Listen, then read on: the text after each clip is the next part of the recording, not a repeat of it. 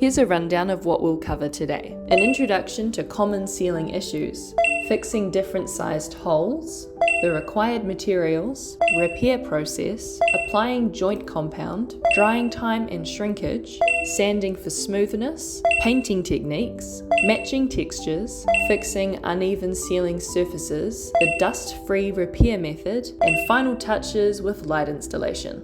Hello everyone, I'm Kendi. Today I'm going to show you how to repair ceiling damage. Whether your ceiling has small holes from electrical wiring, large holes from previous installations, or just uneven surfaces, this guide will walk you through a simple yet effective way to fix them. So let's jump right in. Before we start, I'd like to mention that this video is specifically about ceiling repairs.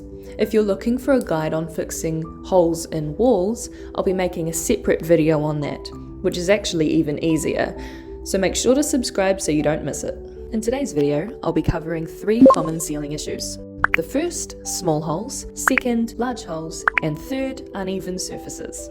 Let's start with small holes. Fixing small holes. For this you'll need joint compound, a putty knife, sandpaper, a small wooden block to wrap the sandpaper around, a paint and paintbrush. If your ceiling has small holes left from electrical wiring or drilling, the fix is simple. All you need to do is apply joint compound until these imperfections are covered. Today I'm using a multi-purpose joint compound from Bunnings. I got the 3 kg tub because I have multiple areas to patch up, but there's a smaller 1 kg option if you have a smaller project to complete. Now you may be wondering, why use joint compound instead of acrylic filler? Well, because joint compound is much cheaper, about 50 cents per 100 grams, whereas acrylic filler costs about $10 per 100 grams. For a project like this, joint compound is more than enough. Here's how to do it. First, use a putty knife to scoop some compound and spread it over the hole. Then be patient and let it dry completely. If the hole is slightly larger, you may notice some sagging. Don't worry,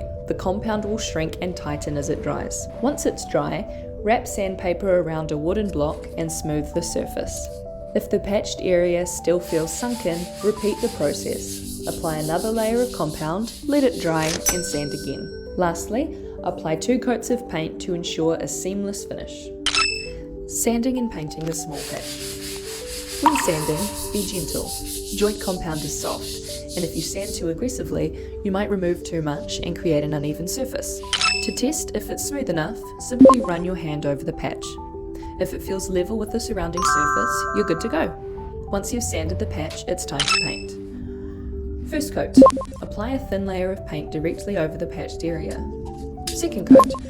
Once the first coat is dry, paint the entire surrounding area to blend the new paint with the old. If you're worried about colour differences, lightly feather the edges with a semi-dry brush to create a smoother transition. At first, the freshly painted area may look different, but once the paint fully dries, the colour should blend in. Now that the small hole is fixed, let's move on to a larger hole. Fixing larger holes. For this you will need a small scrap of drywall, a utility knife, wooden strips, screws and a screwdriver or drill, joint compound and a putty knife. For large holes, you can't just fill them with joint compound. It needs a solid backing. Here's how to fix them. First, insert a wooden support. Take a wood strip and slide it inside the hole. Secure it with screws on both sides to hold it in place. Make sure the screws sit flush with the ceiling. Second, measure and cut the patch. Trace the hole onto a piece of scrap drywall. Cut it slightly smaller and fit it into place. Third, secure the drywall patch. Use screws to attach the patch to the wooden support. Apply joint compound. Spread the compound over the edges and fill the screw holes.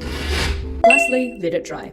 The first layer may shrink slightly once dry, so be ready to apply a second layer. Sanding and painting the small patch. When sanding, be gentle. Joint compound is soft, and if you sand too aggressively, you might remove too much and create an uneven surface. Once you've sanded the patch, it's time to paint. First coat. Apply a thin layer of paint directly over the patched area. Second coat. Once the first coat is dry, paint the entire surrounding area to blend the new paint with the old. If you're worried about colour differences, lightly feather the edges with a semi-dry brush to create a smoother transition. At first, the freshly painted area may look different, but once the paint fully dries, the colour should blend in. Fixing uneven ceiling surfaces. If your ceiling isn't smooth, it's likely due to previous repairs that weren't sanded properly. If you want to avoid creating dust, use a putty knife to gently scrape any raised areas before applying new compound. Here's the dust-free method. First, apply joint compound to the uneven areas.